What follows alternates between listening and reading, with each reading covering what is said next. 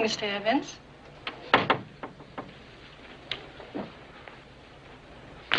Monday morning is never good. Anything important? David Norris on 3. Ah. Hello, David. Been a while. How's the book coming? Sanford, I've got to talk to you. I know. You want to tell me that it's only half written. We're going to have to delay our... Half written? Hell, I don't have a word on paper. It's been almost a year. I know how long it's been, Sanford. But I can't write it. I'm afraid to write it. You're not making sense. We gave you a sizable advance to write a book debunking the supernatural, which was your idea, not ours. And now you tell me, a year later, you haven't even started it. I'm into the book. Deep into it. But, it's on tapes. A series of tapes. When you hear them, you'll understand. What will I understand? How far I've gone. How dangerous this whole thing is. Sanford, I have to talk to you. David, you sound very strange. You all right? David, are you all right? Yeah. Okay. Okay, well, what about the carnelian room for lunch tomorrow? It's no good. I have to see you now. Monday, Dave. You know what Monday's, all right? Why not tomorrow? Tomorrow might be too late.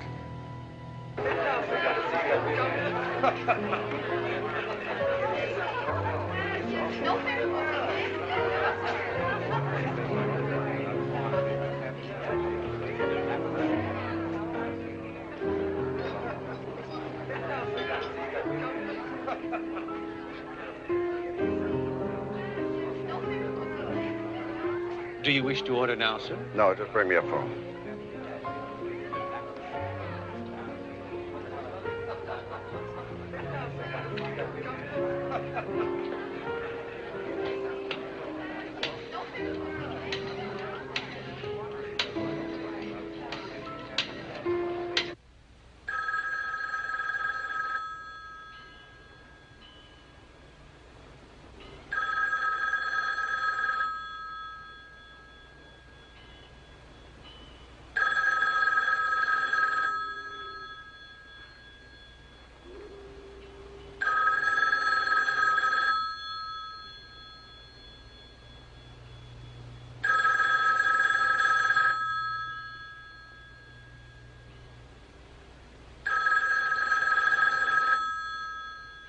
That was a week ago.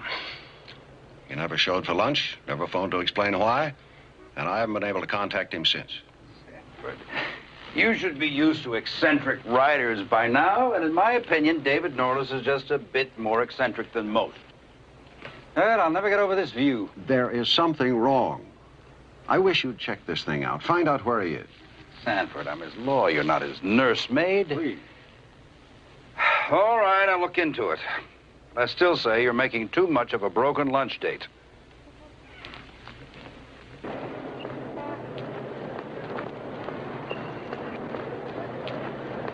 Sanford! Sanford! Oh, good. I was hoping I'd see you. Yeah, glad I ran into you. Have you got time to catch the cable with me? Where are you going? I'm going up to the club. All right, fine. We'll have a drink. Good, yeah. Been terribly worried. I tried to phone you earlier. Well, I was in a publisher's meeting. Tied up the whole bloody afternoon.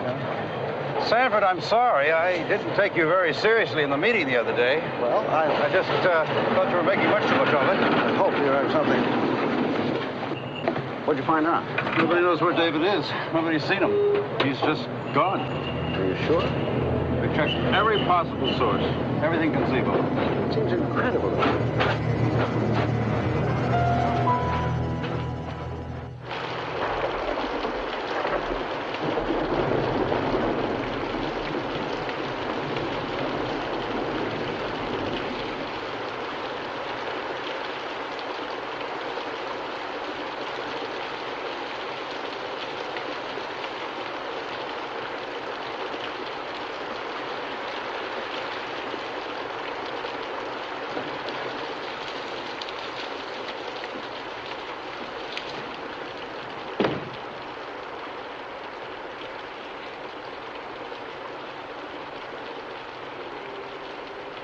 David?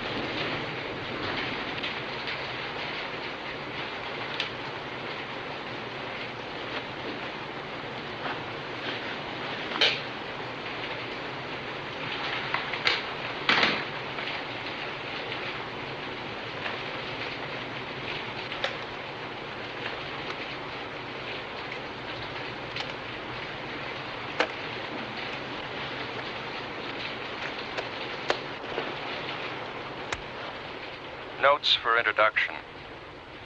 Today is Thursday, September 25th. And I might as well get started with this thing. Get the book rolling with what I've got so far.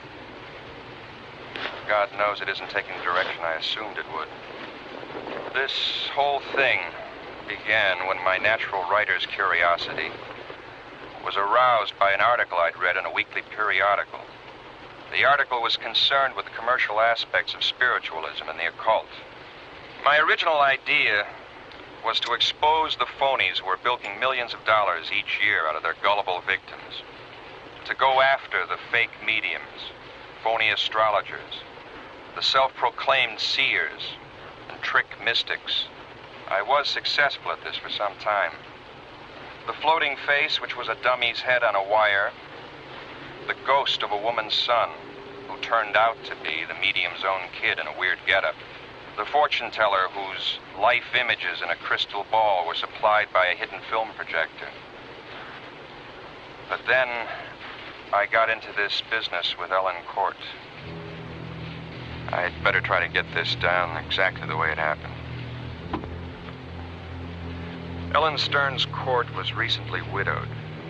Her late husband, James Raymond Court, was a successful sculptor from a well-to-do family. He worked from a studio on the grounds of his estate in Carmel. When he married, he brought Ellen there to live. The night before she came to see me, she had undergone a very bizarre and frightening experience. Shortly after midnight, she was awakened from a sound sleep by the barking of her dog, Raleigh.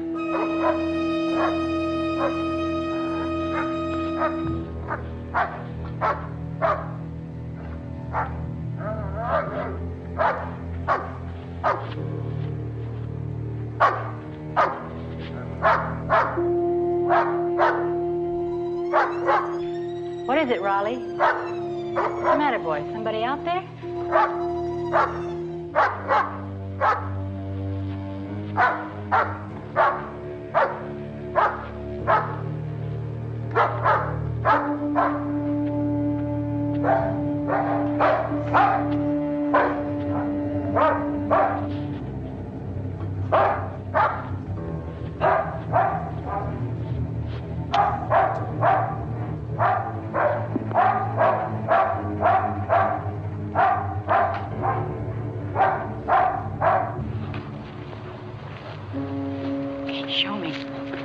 Show me what you want.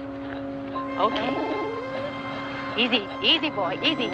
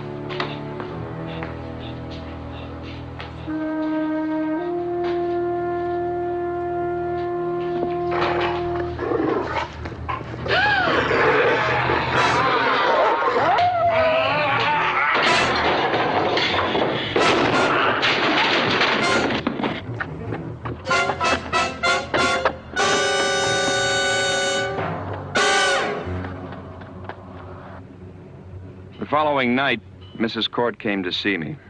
Actually, her sister, Marcia Stearns, an acquaintance of mine, had set up the meeting. Marcia knew about my work in the supernatural. When Ellen called her about the incident, Marcia had Ellen contact me. And the police found only the body of my dog, Raleigh. His neck snapped, ribs broken. They analyzed the bloodstains on the floor, and they were his. All his.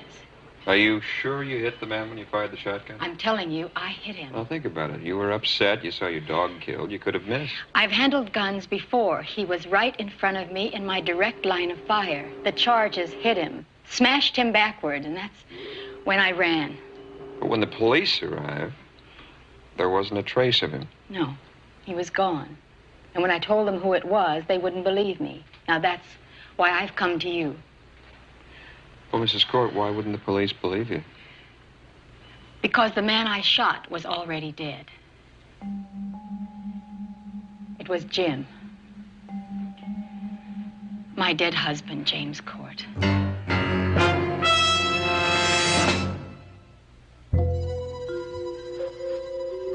Ellen Court seemed convinced that she had encountered the risen form of her recently entombed husband.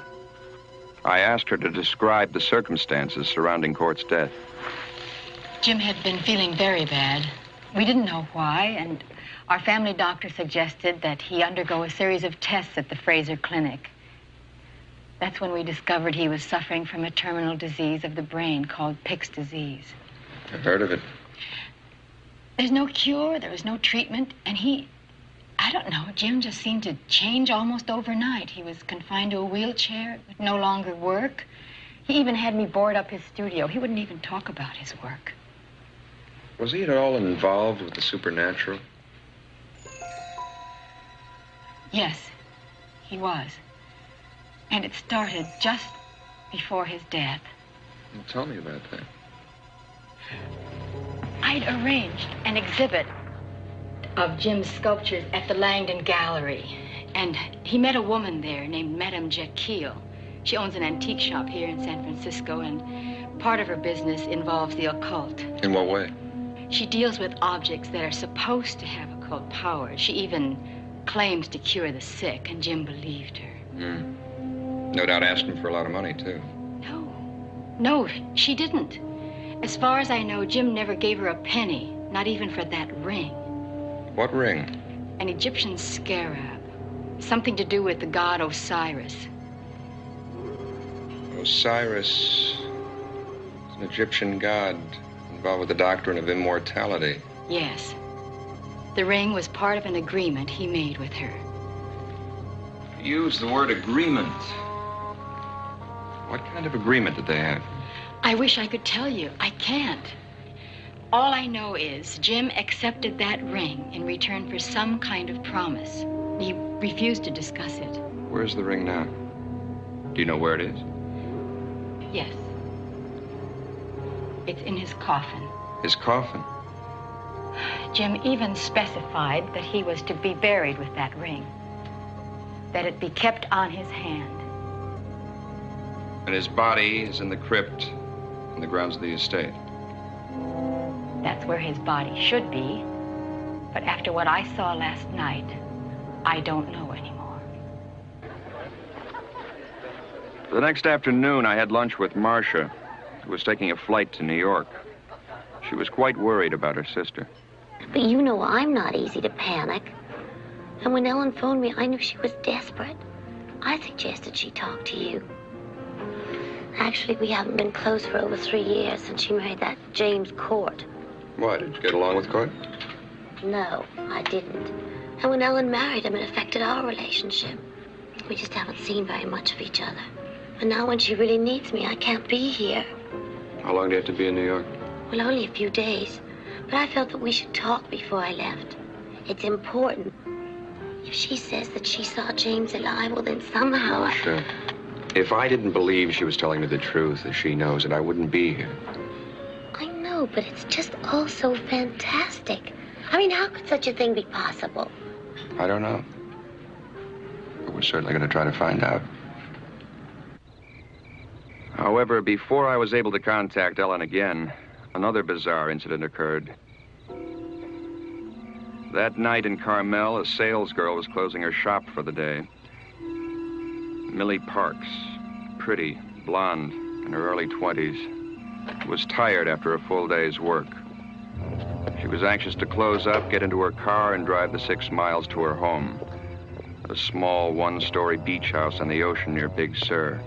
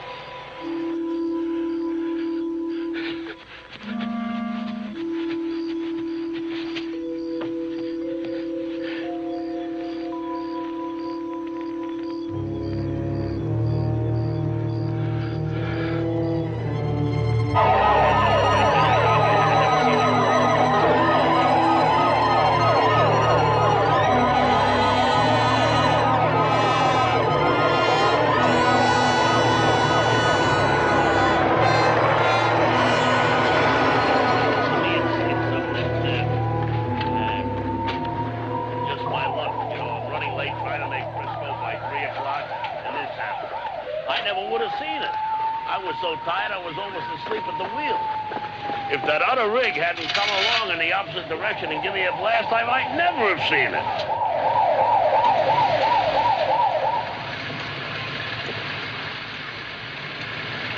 It's unbelievable. Sheriff, huh? I suppose you'll want to talk to me about it. No? All right.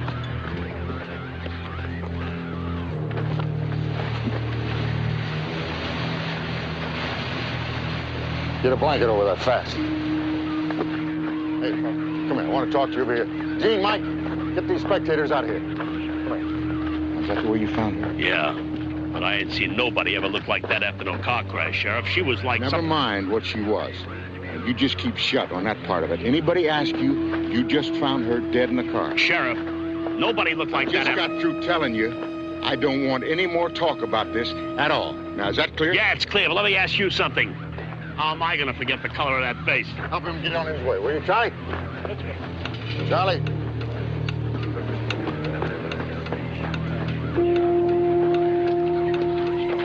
I'm putting a lid on this one. Nobody talks to anybody about the condition of the deceased. Give me the mic. Sheriff Hartley, we have a 946. Let me talk to the coroner.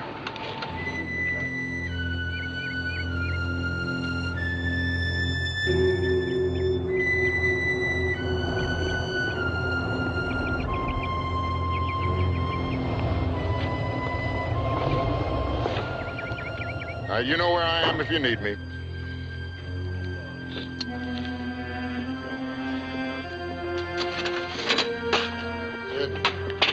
Oh, can't you ever be on time? What have you been so sour about? What do you think? You know, every time I manage to steal an afternoon, up come the rain clouds. Don't know what you're crying about. It doesn't look so bad to me. Well, if I came from Chicago, it wouldn't look so bad to me either. Hey, what about the autopsy report? I didn't get it yet.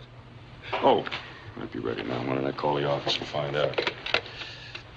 What is It's going to take a couple of minutes. Why don't you go get changed? Oh. You're not playing those.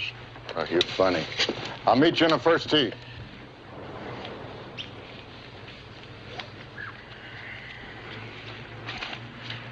What'd you get, Sid? Extraordinary case. I've never heard of anything like this in my life. Even when I was a lab assistant in Chicago, we never had a case Chicago. like this. What about this girl? The cause of death was strangulation. But from the depth of the indentation marks in her neck, it seems that the murderer must have possessed exceptional strength. Okay, now, I know she was strangled. What I want to find out is what else was done to her. All right, that's the extraordinary part. The sallow skin cast and the collapsed sac-like appearance of the body was a direct result of a total evacuation of all the main arteries. Oh, Sid, No, all right, I'll make it simple for you. The girl's body was totally drained of blood. Look, I don't want the media to get a hold of this. That's all I need, a bunch of newspaper men crawling up my back. Now, I can see the headlines now. Vampire killer loose in Monterey. Tom. What can you do for me? I'll do the best I can, but I can't guarantee anything. You know that I have to file a report. I cannot falsify the report. Now, you know damn well I don't want you to do anything like that. All I want kept under wraps is the condition of the corpse, not the fact that she was murdered. Look, I gotta have time to work this thing out. Okay, I understand. I'll try and keep it under wraps for you. Okay. That's one favor I owe you.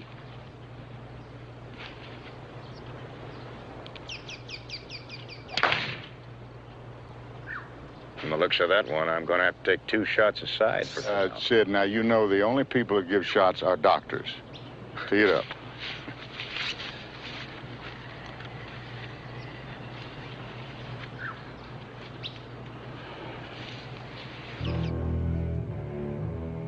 The morning I drove down from San Francisco, the weather was foul.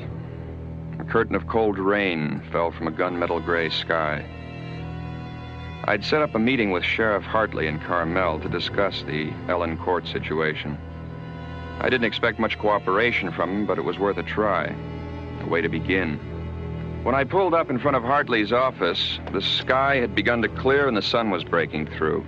I hoped it was a good omen.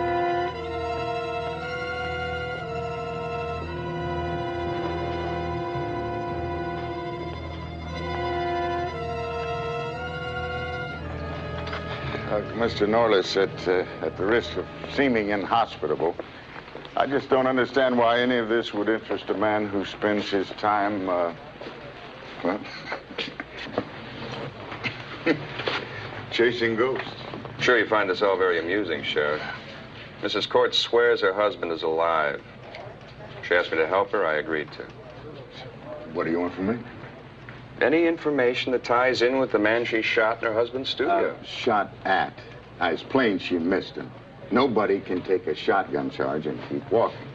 Look, she saw an intruder, she went panic. He could have been anybody, some bum looking to spend the night indoors. It gets cold out here in these woods at night. Now, I'll bet you that right now your ghost has hopped a freight and is halfway to Chicago.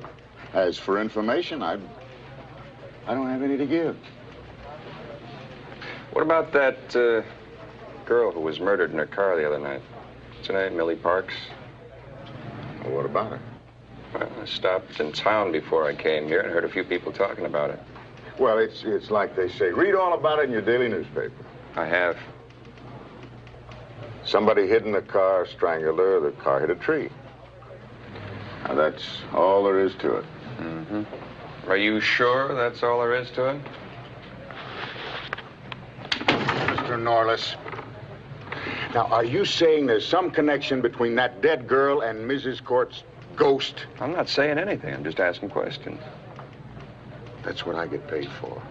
And I'll handle it if it's all right with you, Mr. Norlis. Sure, Sheriff. It's all right with me. Just seems that there are a lot of nervous people in town. I think they saw a lot more than they're willing to talk about. Like I said, that's police business. Okay. Thanks for the information.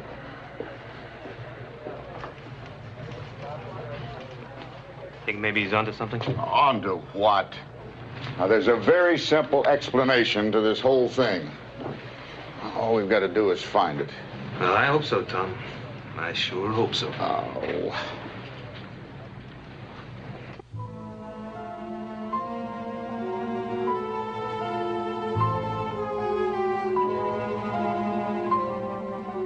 As I headed for the Court estate along the 17-mile drive, Acres of lush cypress and tall pine loomed over me. The ocean below bellowed and roared, smashing into the coastline, spilling white foam along the sand. There's no doubt this rugged peninsula country could give the French Riviera tough competition. But on this afternoon, my mind really wasn't on the scenery. I kept thinking about the girl who had been murdered the night before, trying to tie what I knew about her into the story Ellen had told me. I had a gut hunch the two were connected. How, I didn't know. But I was going to have to try and find out.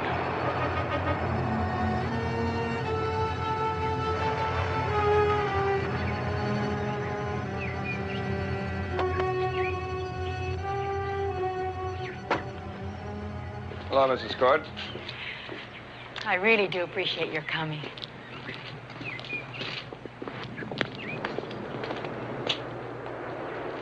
It's really a beautiful place. Was, but it isn't anymore. Not for me. I let the servants go after Jim's death, and now I'm trying to sell the estate. Would you like some coffee? Sure. So you mean to tell me you're out here all alone? I had Mrs. Harrison with me until today. She'd been with the family for years, so I kept her on to look after the place, but that girl's murder frightened her. She turned in her notice this morning. Said she wouldn't stay this far out of town after dark. Well, she makes sense. I think it'd be a good idea if you went back into town with me tonight and stayed at the inn. Yeah, I guess maybe you're right. I didn't sleep a wink last night. Every time the house creaked, my skin crawled. Kept imagining I heard noises from the woods. Think we could take a look at your husband's studio? Sure, I'll get the keys.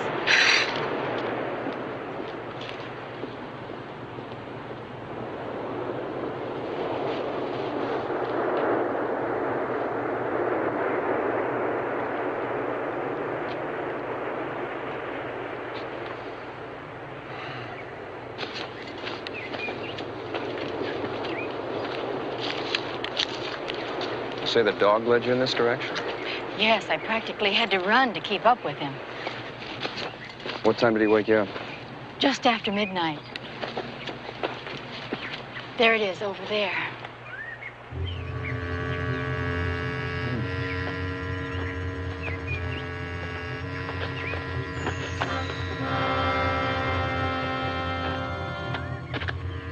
Jim loved this place. Used to be a barn before he converted it into a studio. What the people in town tell me, your husband was something of a recluse. Oh, I suppose that's true, but he liked being alone. After we were married, I had a studio set up in the main house, but he never used it. He'd always come out here to work. Called it his personal hideaway.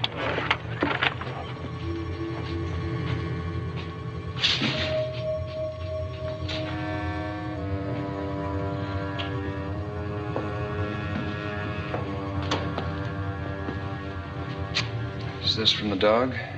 Yes, all of it. He killed Raleigh as easily as you'd smash a fly, and he was a German shepherd, a very powerful animal. Now, you say you had to unlock the door to get in. That's right. The question is, how did he get inside? Is this the corner he came from? Yes. He was standing right here. I'll never forget his eyes. They were horrible, wild, staring at me. How long has it been since you've been out here? I haven't been here since Jim died.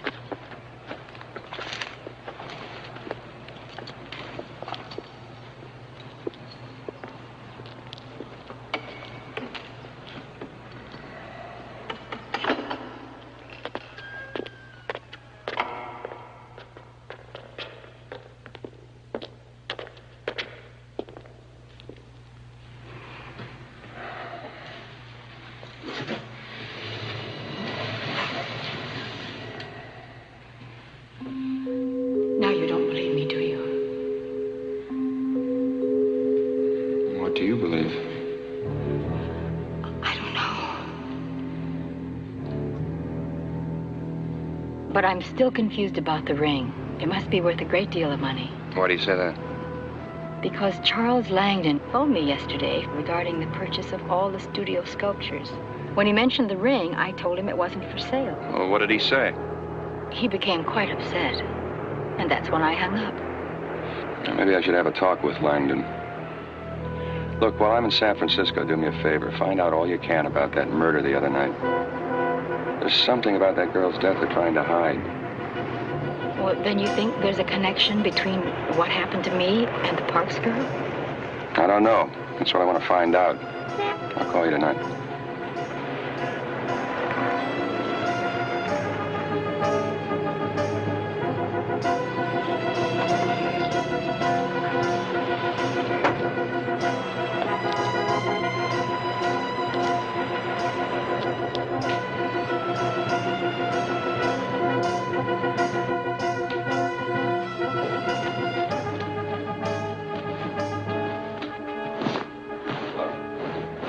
Be of some assistance? Yes, you might.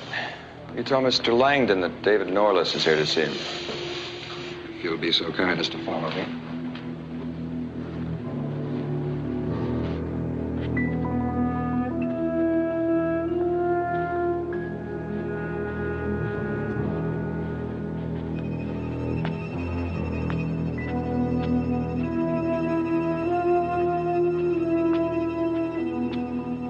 Mr. Langdon, a Mr. Norlis to see you. May I help you? David Norlis. Oh, I know you. I enjoyed one of your books very much. Really? Which one? I have a terrible memory for titles. It dealt with undersea life, and I believe it was off the coast of Yugoslavia. The Man Below. Yes. I'm glad you liked it. I did. You're the only one who read it. Come. May I show you something here? No, thank you. I would like to ask you some questions. Regarding your association with James Raymond Court. Oh? You see, I'm looking into his death. Looking into? In what capacity? There's a private investigator working for Mrs. Court.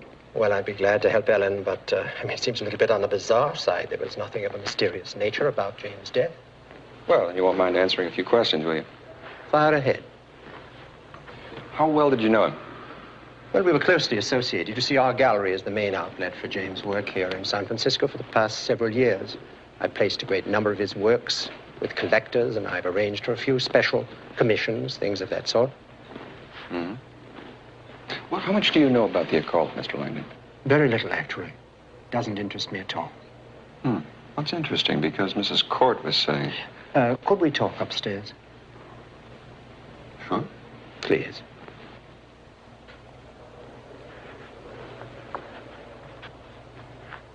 You see, I somehow got the impression that you were responsible for Mr. Court's fascination with the supernatural. No, it was simply a manifestation of his disease.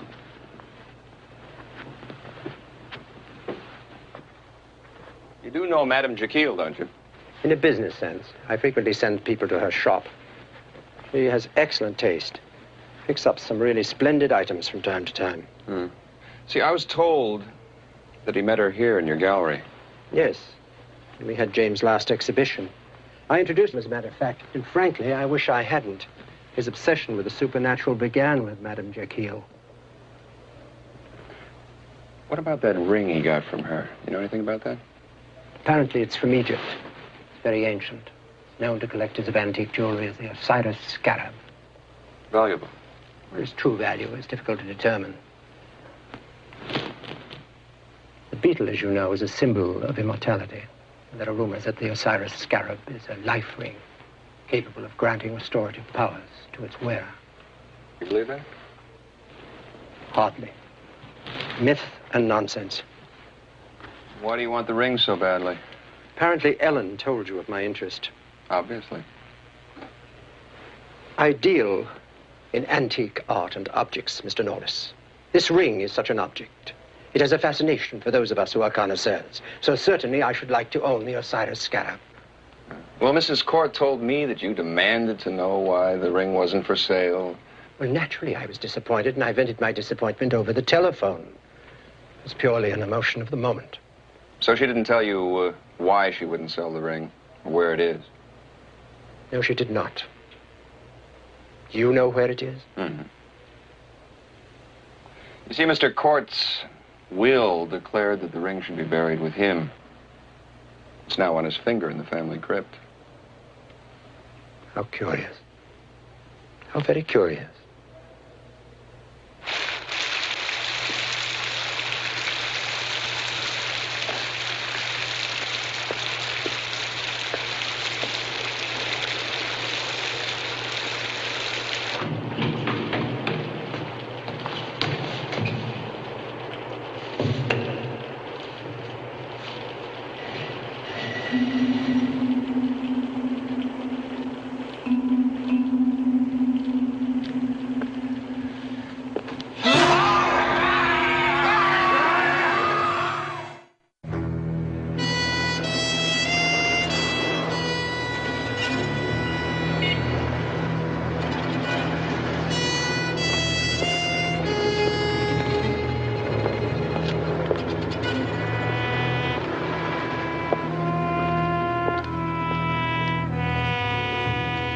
Agreement with Mr. Court. Now, it's no business of yours or anybody else's. I keep private business private. Madam Jekyll, Mrs. Court thinks her husband is alive. As a matter of fact, she thinks she saw him. In the studio? Well, now, isn't that interesting? How did you know where she saw him?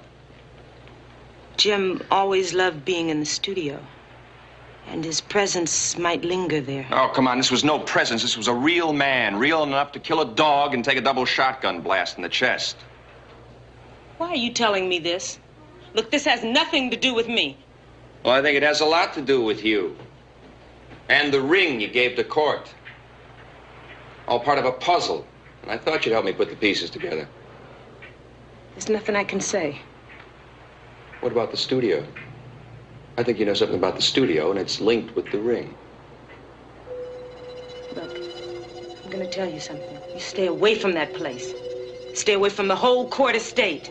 Why? It's the house of Sargoth.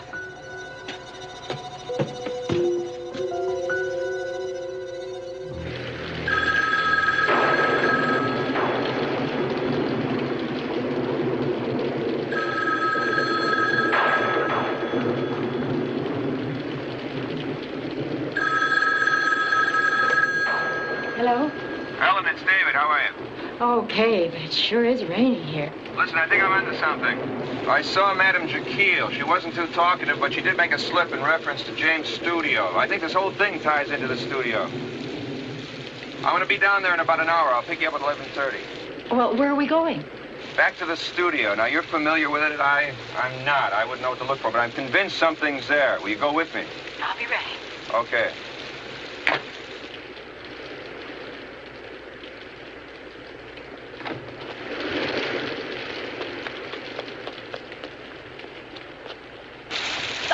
Midnight. I was worried. I thought something might have happened to you. Storm slowed me down. I ran into a lot of heavy traffic. What do you expect to find at the studio? I don't know. I'm not sure. Did you find anything out about the Parks girl? You know, only that there seemed to be something strange about the body. Like what? Like she had no blood.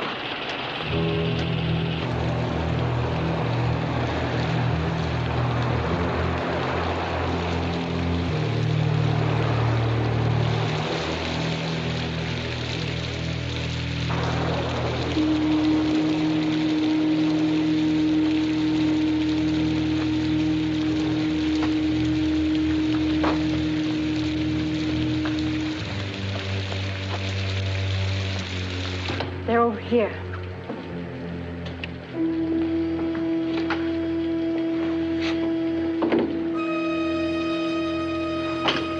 I hate to put you through this. I'd rather have done it alone. No, I'm glad I can help.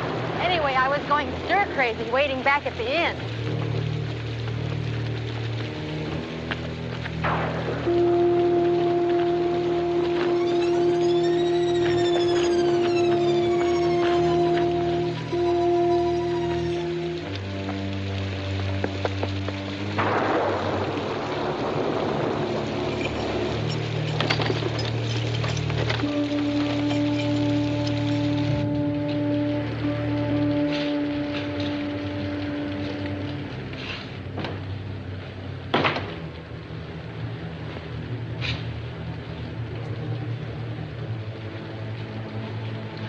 wish I knew what to look for.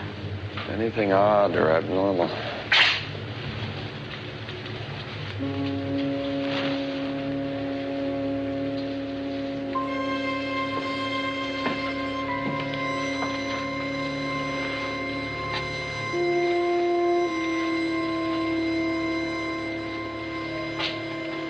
What's this? I don't know. I've never seen it before. I wasn't here the other day. I know. You sure he didn't start this just before he died? No. This isn't his. It's not like his work. Look at the face.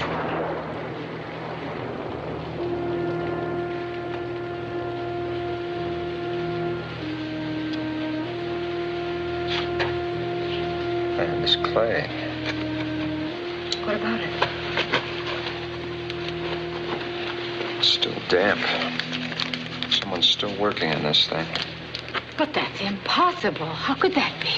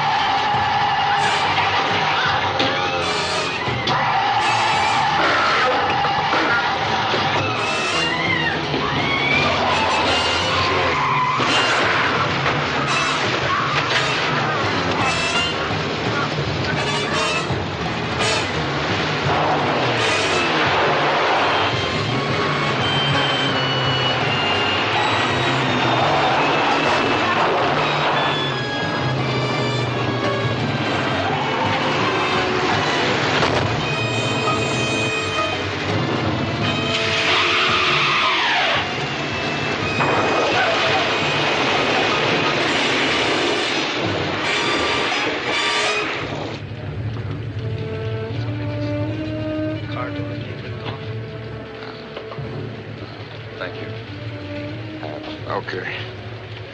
Miss Court, Mr. Norris, you know it's 2 o'clock in the morning. You've been drinking? Look, I'm not going to argue with you. I saw Court. He was as close to me as you are.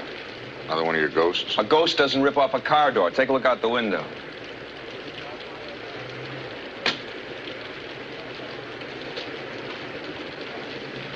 He did that? He did that.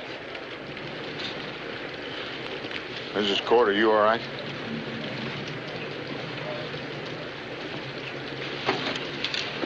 All right, let's go.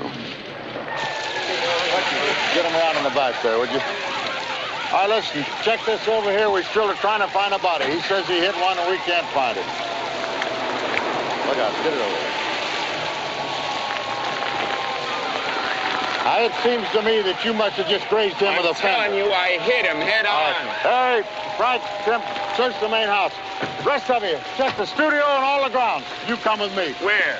I'm going to see if Mr. Cord is at home to friends. Come on with us. Let's go.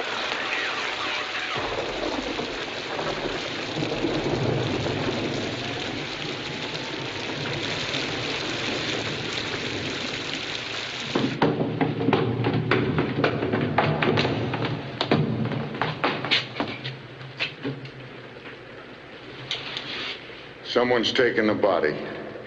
Did you hear what I said? That's all there is to it. Somebody's taken the body. Look, Hartley, what more do you need? Now you look, Mr. Norris. I just don't buy your zombie story. As far as I'm concerned, we got a prowler that looks like Mr. Court, who assaulted you people when you caught him doing his job. This is Court's now, fault, for his own reasons, he removed Mr. Court's body. Now, I'm still in the dark as to why. Maybe it's to follow up the disguise. How do you explain the abnormal strength? You think I pulled the door off the car? I don't try to explain anything. If I did, I would say that you snagged the open car door on the garage in your hurry to get out. Now, look, when people panic, they do funny things. What are you going to do about all this? Assuming that we don't find the prowler on the grounds, and I agree that's very unlikely, then I'll have the woods searched.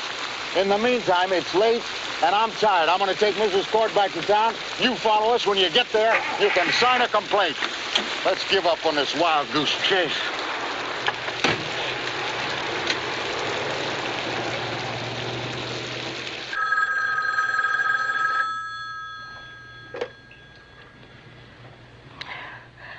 Who is this? It's David. You all right?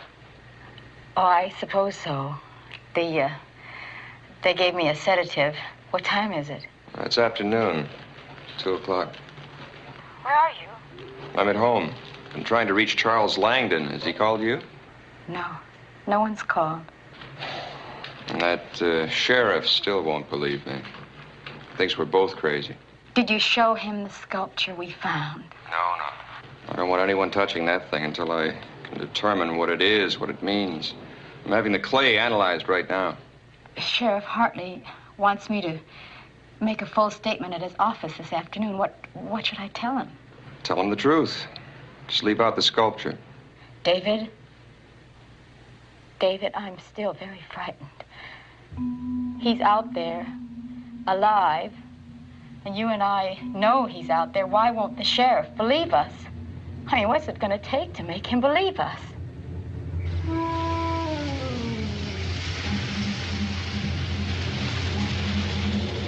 That night, Ellen's sister, Marcia, drove down from San Francisco.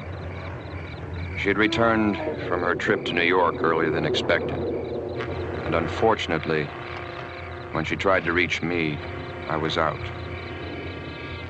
It was after midnight when she pulled into the deserted court estate. And when she found no one there, she was already too tired to make the half-hour drive to Carmel. And since another storm was building, Marcia decided to seek closer lodgings. By the time she had arrived at the Orange Grove Motel, a small off-the-road scattering of faded cabins, the storm had broken, and the rain had begun to fall.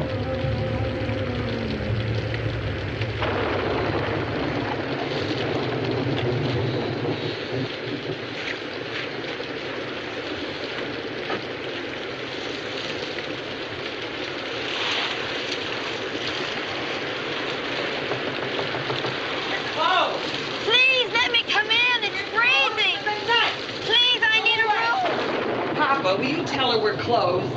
Papa, tell her it's closed. Now look, lady, it's like I said. Oh, please, can I come in? It's so wet out here. I'm freezing to death. Oh, come on in. Thank you.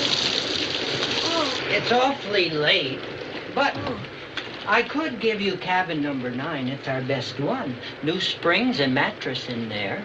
Just a shower, no tub bath. Is that all right? Yeah, that's fine, really. I said we're closed. Can't turn the girl away, Mama. No harm in giving her 9. Well, give her the key and hurry up about it and come to bed, Papa. Now. Mama, she gets a little grouchy after midnight. I can handle her, though. Well, I hope so. I don't want to cause you any trouble. Oh, no trouble at all. Now, let's see. That will be $10. Thank you. Oh, thank you.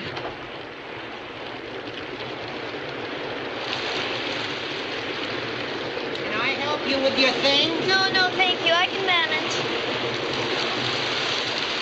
Pleasant dreams.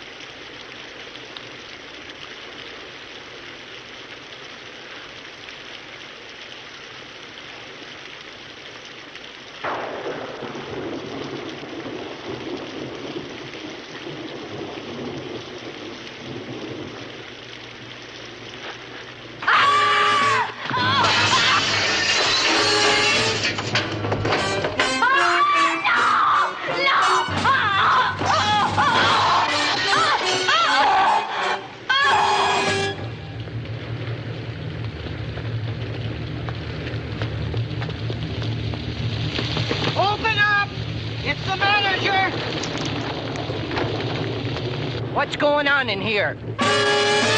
No, I didn't get a good look at him. He just came wailing out, and he knocked me sideways, and he carried her off into the woods then. I knew when she gets in that she was no good. All right, now tell me what you did see. Was he tall? Was he short? Was he thin? Was he fat? What do you remember? Tall and all wild in the eyes, and he wore dark clothes. All right, now listen to me, Mr. Dobkins, Mrs. Dobkins, and listen very good. I'm going to take you downtown so that you can see some mugshots. Now, in the meantime, if word of what happened here gets around, this whole town's going to go into a panic. I don't want the newspapers to find out about it until I have a chance to find the girl. That means that you don't see anybody, you don't talk to anybody about what happened here. Do you understand that? Oh, I won't say a word. You understand that? Oh, I do. I certainly do. Sheriff, there's just one thing I'd like to know. Yeah?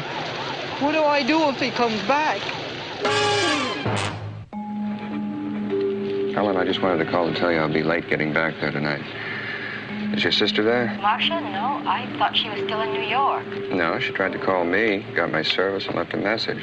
Said she was driving down late last night. I haven't seen her. Well, maybe she changed her mind. Thank you.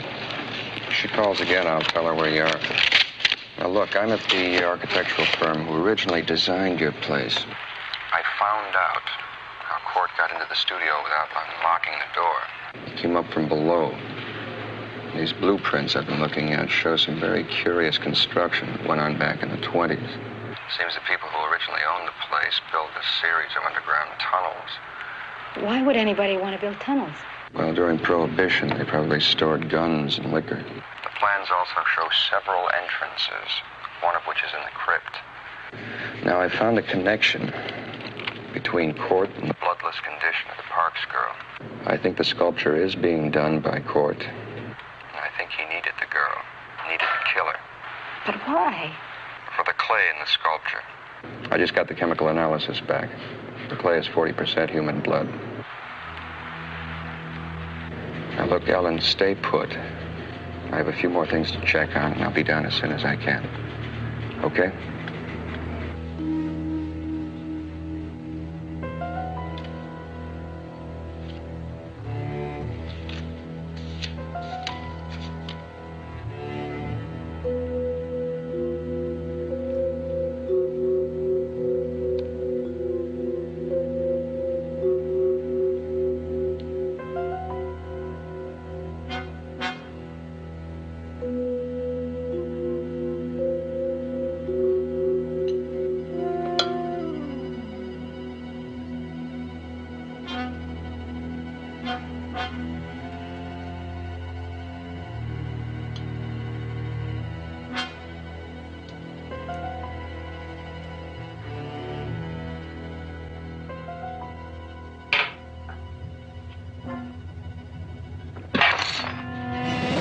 I've got to talk to you.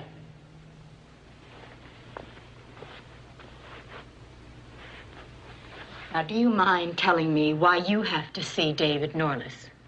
I've got to break free. I've got to strike back at them. The powers of darkness. They've controlled me.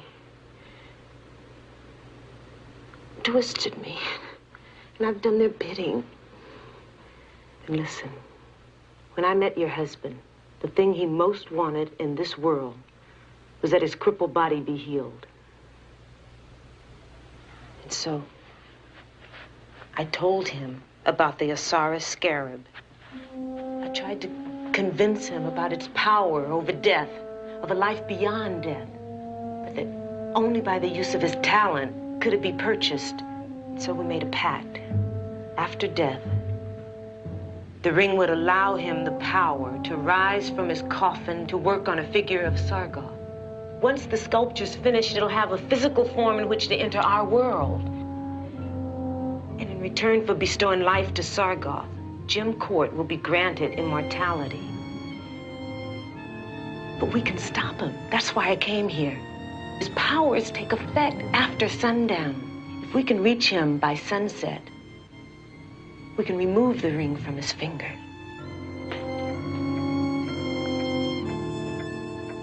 Mr. Norlis, I have a message for you, sir.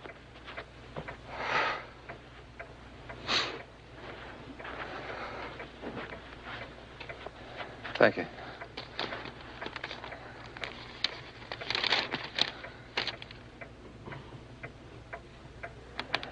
When did Mrs. Cord leave? 15 or 20 minutes ago, I guess. She and the other lady, they left in a big hurry. Yeah, how long before it gets dark here? About a half hour, I guess.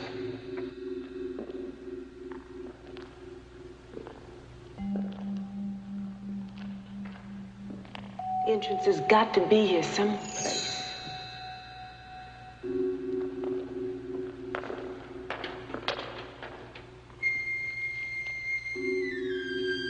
Over here, I think I found it.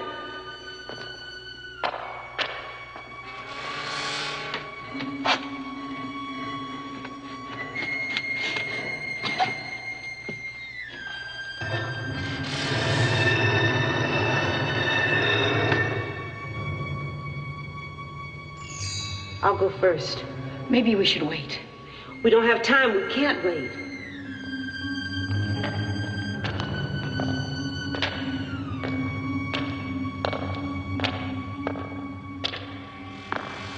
This way. How do we know which one to take? We don't.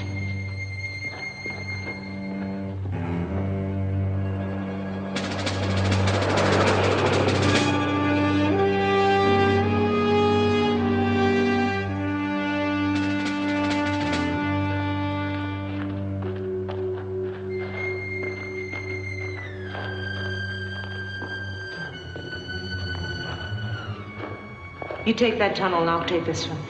What if I find his body? Then you remove the ring. Let's go.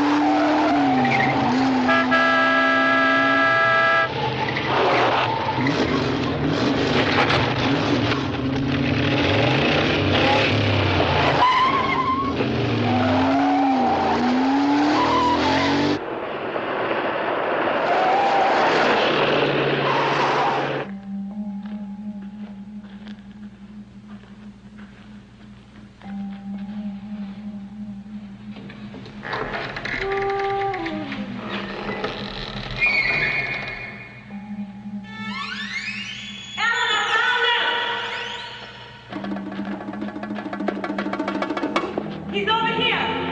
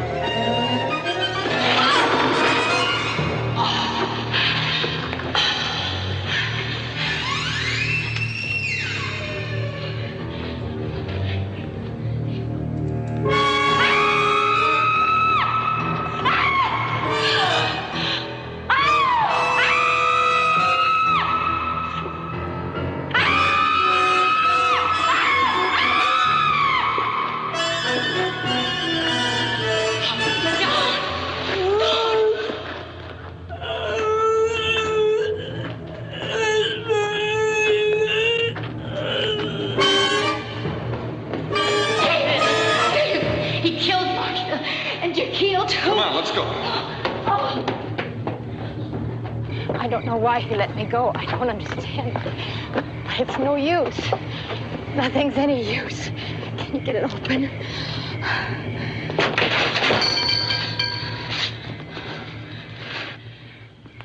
It's been moved.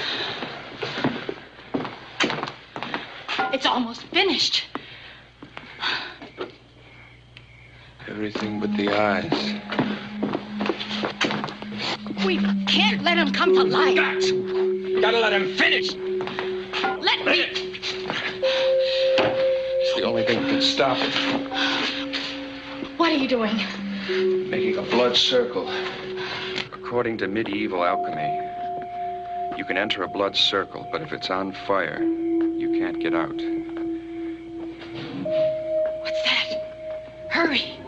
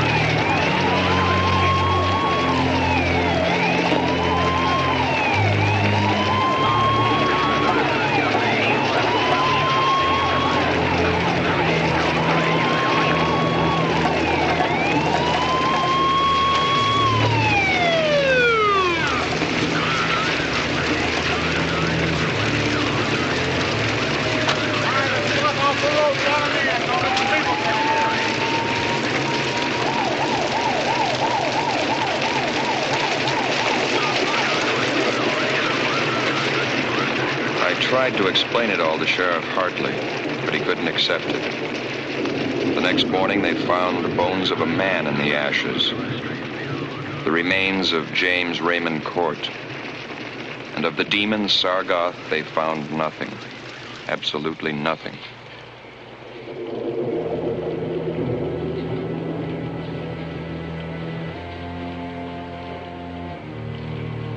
Sargoth. Strange name.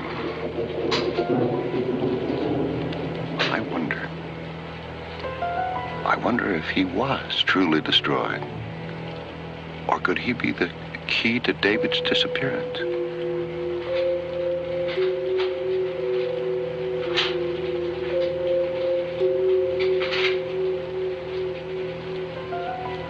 Well, maybe this will tell me.